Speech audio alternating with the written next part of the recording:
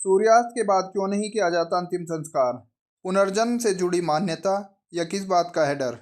रात के समय किसी की मृत्यु होने के बाद सूर्योदय तक शव रखा जाना, अंतिम संस्कार की प्रतीक्षा करना सनातन धर्म की मान्यताओं में शामिल है। इन मान्यताओं में पानी से भरी मटकी लेकर चिता की परिक्रमा करना भी शामिल है।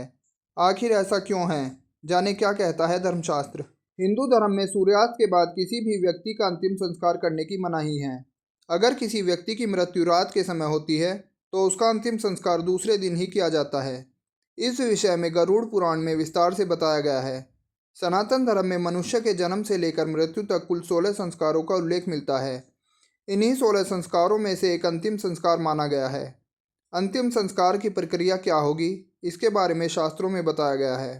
शास्त्रीय मान्यताओं के कारण ही सूर्यास्त के बाद किसी मृत व्यक्ति का अंतिम संस्कार निषेध माना गया है। गरुड़ पुराण में शव के अंतिम संस्कार को लेकर पूरी जानकारी दी गई है।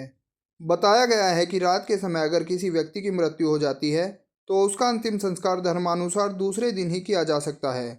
यह मान्यता है कि सूर्यास्त के बाद अगर किसी शव का दाह संस्कार करते हैं तो उस मृत व्यक्ति की आत्मा को परलोक में कष्ट भोगना पड़ता है। इसके साथ ही पुनर्जन्म के बाद उस व्यक्ति के किसी न किसी अंग में दोष हो सकता है। इन्हीं धार्मिक मान्यताओं के कारण सूर्यास्त के बाद अंतिम संस्कार की मनाही है। क्यों की जाती है मटकी लेकर चिता की परिक्रमा? अंतिम संस्कार की मान्यताओं में यह बात भी शामिल है कि किसी व्यक्ति की मृत्यु के पश्चात दाह संस्कार के समय एक घड़े में जल भरकर उसमें छेद कर चिता पर रखे शव की परिक्रमा की जाती है। इसके बाद उस मटकी को पीछे से पटक कर फोड़ दिया जाता है।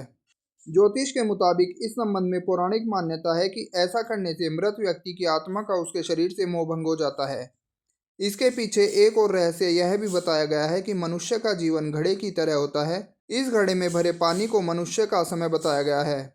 जब घड़े से पानी टपकता है तो इसका मतलब होता है कि आयु रूपी पानी हर पल घटता जाता है। अंत में सब कुछ त्याग कर मनुष्य जीवात्मा में प्रवेश कर जाता है। यह वीडियो लोक मान्यताओं पर आधारित है। यहाँ दी गई सूचना और तथ्यों की सटीकता और संपूर्णता के लिए अनमोल शब्द उत्तरदायी नहीं है। हमारा उद्देश्य बस आपको जानकारी देना है। धन्यवाद।